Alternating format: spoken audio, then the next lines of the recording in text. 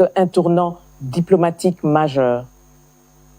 Pour mieux comprendre les enjeux de cet accord, les conditions de sa mise en œuvre et la vision du gouvernement congolais pour la paix durable, nous recevons Madame Thérèse Kayikwamba-Wagner, ministre d'État et ministre des Affaires étrangères de la République démocratique du Congo. Madame la ministre, bonsoir. Bonsoir. Et merci d'accorder cette entrevue exclusive à la radio-télévision nationale congolaise. Merci à vous. Avec toute votre équipe, on peut dire que vous avez été diplomatiquement décisive au sujet de la guerre d'agression que subit la République démocratique du Congo de la part du Rwanda. La résolution 2773 en est le prélude. Aujourd'hui, vous venez d'apposer votre signature sur l'accord de paix entre la République démocratique du Congo et le Rwanda, sous l'égide des États-Unis. Quels sont vos sentiments? Tout d'abord, un sentiment de gratitude pour la confiance que son Excellence, Monsieur le Président de la République, Monsieur Félix-Antoine Tshisekedi Tshilombo, a bien voulu placer en ma personne, mais aussi toute l'équipe qui m'a accompagnée et qui a contribué justement aux efforts qui ont culminé aujourd'hui à la signature de cet accord. Mais en même temps, évidemment, en tant que membre du gouvernement, un sentiment d'une responsabilité profonde, vu la portée historique de cet accord et la responsabilité qui nous incombe à nous en tant que membres du gouvernement, en tant que représentants de la République démocratique du Congo, de nous assurer que cet accord va se traduire en une paix concrète et tangible pour des millions de nos concitoyens à l'est de la République démocratique du Congo. Cet accord devait être entériné ultérieurement par les chefs d'État des pays signataires. On connaît tout le poids que les États-Unis ont mis dans son aboutissement. Avez-vous obtenu de Washington des garanties que cet accord sera exécuté dans son intégralité par toutes les parties? Alors tout d'abord, il faut souligner que l'accord que nous avons signé aujourd'hui est un accord contraignant pour toutes les parties signataires. Et ça, c'est quelque chose d'extrêmement important. Et évidemment, je ne sais pas si certains d'entre vous et des téléspectateurs ont eu l'occasion de suivre aussi la prise de parole du président Donald J. Trump aujourd'hui à la Maison-Blanche, qui lui-même a affirmé à 2 reprises que les États-Unis d'Amérique allaient tout faire pour s'assurer justement que cet accord soit respecté par toutes les parties prenantes. Donc, je pense en effet que nous sommes dans une dynamique extrêmement constructive avec un partenaire qui est aussi déterminé que la République démocratique du Congo de voir cet accord se matérialiser et ce, de manière rapide, de manière tangible et de manière durable. Justement, lors de la conférence de presse aujourd'hui au bureau Oval avec le président Trump, j'ai une question sur le désengagement qui a été posée durant cette conférence et c'est par rapport à la position du Rwanda. Pendant la conférence de presse du président Trump, le ministre rwandais des Affaires étrangères a semblé affirmer que le retrait des troupes rwandaises de la République démocratique du Congo est subordonné à la neutralisation des FDLR, on comprend les forces démocratiques de libération du Rwanda. Même si le président Trump a recadré la réponse du ministre rwandais, que dit l'accord à ce sujet? L'accord est très clair. Quand il s'agit de la question du désengagement des forces, l'accord se réfère au CONOPS, au concept d'opération, qui a 2 volets principaux dont l'exécution doit se faire de manière concomitante. Le premier volet, et ces 2 volets prennent en compte les préoccupations sécuritaires des 2 pays, de la République démocratique du Congo et du Rwanda. Le premier volet, c'est le désengagement des forces, à savoir les forces armées rwandaises qui sont sur le territoire congolais. Et le deuxième volet, la neutralisation des FDLR. Donc la préoccupation principale en termes de sécurité du Rwanda. Et l'accord est très clair là-dessus. Il parle justement du CONOPS comme la boussole, si vous voulez, pour ces questions de désengagement des forces et de neutralisation des FDLR. Et le CONOPS est un document extrêmement détaillé, justement, qui explique de manière très minutieuse comment procéder justement à ce désengagement des forces et à cette neutralisation et comment aussi en assurer la concomitance pour que les préoccupations des 2 pays soient prises en compte de manière continue, mais aussi de manière égale. Madame la ministre, beaucoup d'eau a coulé sur le pont avant la conclusion de cet accord. C'est d'ailleurs ici le lieu de féliciter justement l'engagement des États-Unis, mais aussi d'autres partenaires comme médiateurs dans cette crise entre la République démocratique du Congo et le Rwanda. On pense notamment au Qatar, à l'Angola et au Kenya, pour ne citer que ces pays. Cependant, certaines voix s'élèvent pour dénoncer une paix obtenue au prix du bradage des minerais stratégiques de la République démocratique du Congo au profit des États-Unis. Que répondez-vous à ce genre de propos? Alors, s'il y avait eu bradage, s'il s'agissait justement de vendre, comme certains le disent, nos ressources au prix de la paix, je pense que nous aurions commencé avec une séquence tout à fait différente. Nous aurions commencé justement à vendre. Mais ce n'est pas ce que nous avons fait aujourd'hui. Ce n'est pas ce que nous avons signé aujourd'hui. Aujourd'hui, nous avons signé un accord de paix dans lequel il n'y a aucune provision sur les questions économiques, sur les questions de minerais stratégiques. Et cet accord est très clair. Il prévoit justement la fondation pour un environnement propice dans lequel on peut aussi envisager un retour, si vous voulez, d'investisseurs, où on peut aussi envisager une économie plus dynamique. Mais nous sommes tous clairs dans notre compréhension du séquençage des choses. Nous ne pouvons pas penser à un contexte économique ou à la signature d'accords économiques sans pour autant tenir compte de la nécessité d'un retour de l'autorité de l'État, sans pour autant tenir compte de la nécessité d'un contrôle rétabli de toute notre intégrité territoriale. Et donc, à ceux qui pensent justement que cette paix a été obtenue justement à travers un bradage de nos ressources, je dis non, ce n'est pas le cas.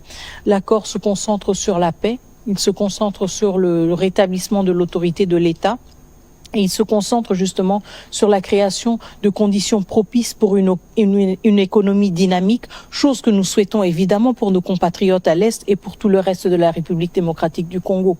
Et donc, nous devons voir cela de manière séquentielle. Et la première séquence, pour toute économie qui veut être prospère, c'est d'abord la paix. C'est d'abord l'autorité de l'État. Et c'est ce que cet accord établit et a pour objectif. Après, évidemment, on peut se pencher sur des questions d'investissement, sur des questions économiques qui ont tout à fait leur lieu d'être et qui ont tout à fait leur pertinence, étant donné qu'elles offrent aussi pour nos populations des opportunités d'emploi et des opportunités de participer de manière plus active à l'économie du pays. Excellence, l'opinion nationale congolaise et même internationale a beaucoup spéculé sur les retombées de cet accord.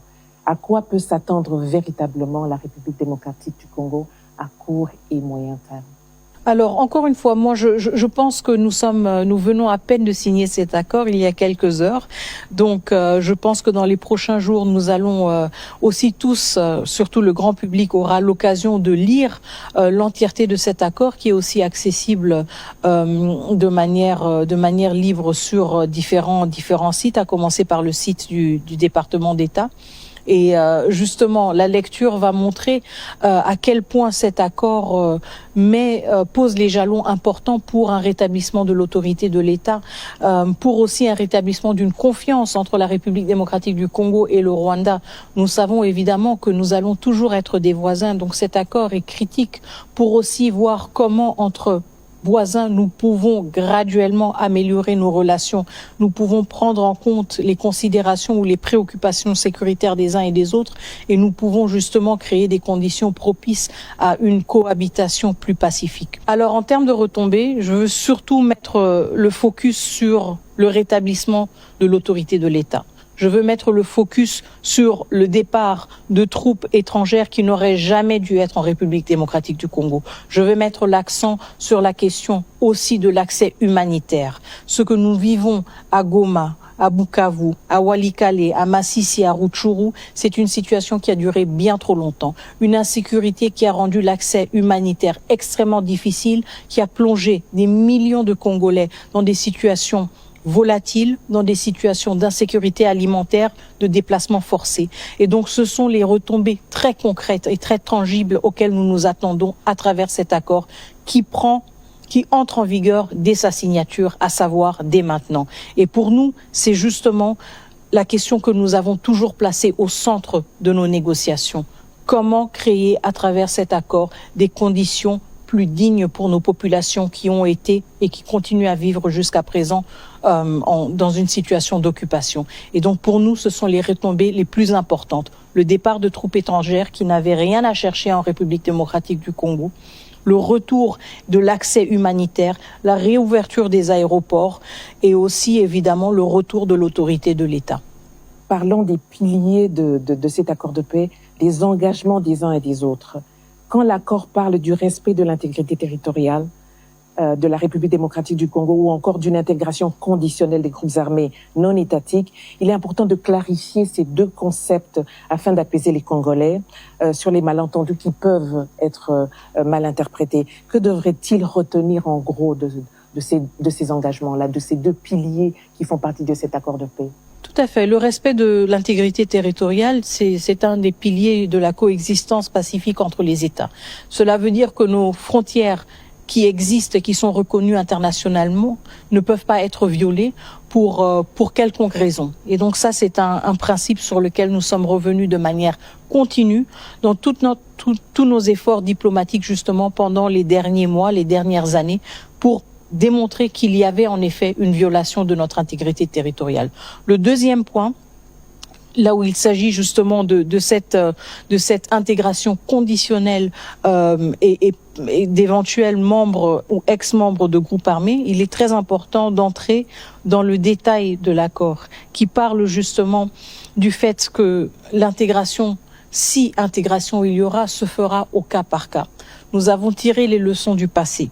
Nous avons appris de nos erreurs, des erreurs dans lesquelles nous avons traité tous les membres ou tous les ex-membres de groupes armés comme un groupe homogène. Or qu'il y a des nuances. Il y a certains qui ont eu des responsabilités, il y a certains qui ont pris des décisions et ces décisions ne peuvent pas être juste oubliées comme si de rien n'était. Encore une fois, nous, en tant que gouvernement congolais, avons un devoir de redevabilité envers notre population. Et nous devons nous assurer justement de ne plus créer des situations dans lesquelles le comportement violent à l'égard de nos concitoyens est récompensé ou est juste effacé comme si de rien n'était. Et c'est pour cela que nous parlons d'une intégration conditionnelle. C'est pour cela que nous parlons d'une analyse au cas par cas, pour nous assurer justement que nous tenons compte de la trajectoire, si vous voulez, des individus, des décisions et des actes qu'ils ont posés ou qu'ils n'ont peut-être pas posés. Et donc que nous donnons à cet effet justement une plus grande chance à la paix et à la stabilité en tenant compte de ces responsabilités individuelles. Plusieurs fois, le Rwanda a justifié ses multiples incursions en République démocratique du Congo sous divers prétextes, en dépit des accords et des cadres de concertation existants. On sait fondamentalement qu'il existe des velléités expansionnistes et des raisons économiques derrière cette guerre imposée à la République démocratique du Congo. Quelles sont les garanties que le président rwandais Paul Kagame va s'y conformer? Et dans la même foulée, je pourrais dire, quelles seraient les sanctions prévues en cas de non-respect de cet accord? Bon, l'accord ne prévoit pas un catalogue, si vous voulez, de sanctions explicites qui dit si tel article n'est pas respecté, voici la conséquence. Mais en même temps, encore une fois, n'oublions pas que nous avons signé cet accord avec ou sous la facilitation des États-Unis d'Amérique. Donc un pays qui quand même a pris la décision de mettre tout le poids de son appareil diplomatique derrière ce processus de paix. Et ça pèse énormément.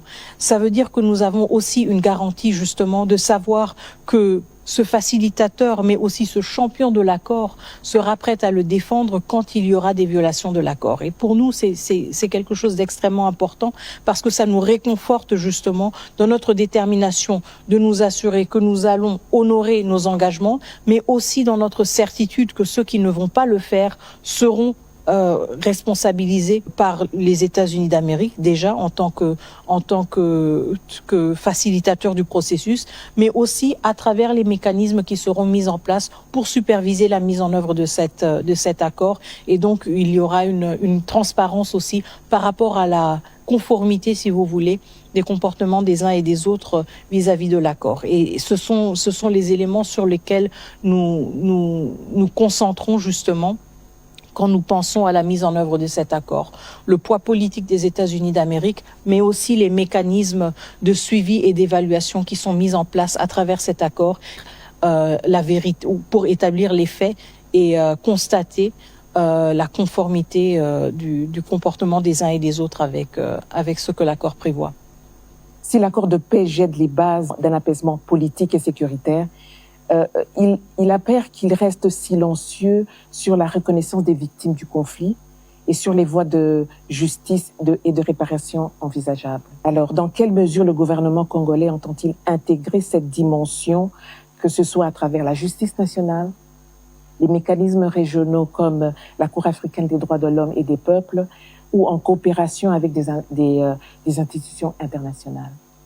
Alors, je pense que c'est une question tout à fait pertinente et vous savez, le président de la République a toujours été très clair sur la question de l'impunité, sur la question aussi de la réhabilitation de plusieurs victimes de guerre, y compris justement les plus récentes.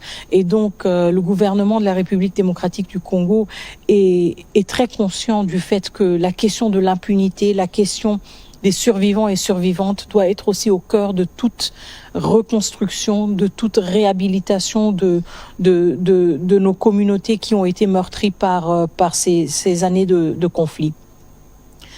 Maintenant, le fait que la question de la justice n'ait pas une position aussi centrale ou aussi visible dans l'accord, on vient de parler de la question justement de l'intégration conditionnelle. Donc je pense que là, il y a un élément de l'impunité déjà ou de la lutte contre l'impunité qui est inclus de manière implicite, mais le fait que cet accord n'en parle pas de manière aussi explicite, encore une fois, ne veut pas dire que c'est une question qui ne peut pas être abordée du tout. Et donc, vous l'avez évoqué par rapport à la Cour africaine des droits de l'homme et des peuples. Et nous avons aussi eu une percée très importante au niveau du Conseil des droits de l'homme des Nations Unies qui ont décidé de mettre en place une commission d'enquête indépendante. Donc, on voit que un accord n'existe pas dans un vide. Il existe dans un écosystème, si vous voulez, d'efforts complémentaires qui contribuent à bien asseoir justement la mise en œuvre de cet accord.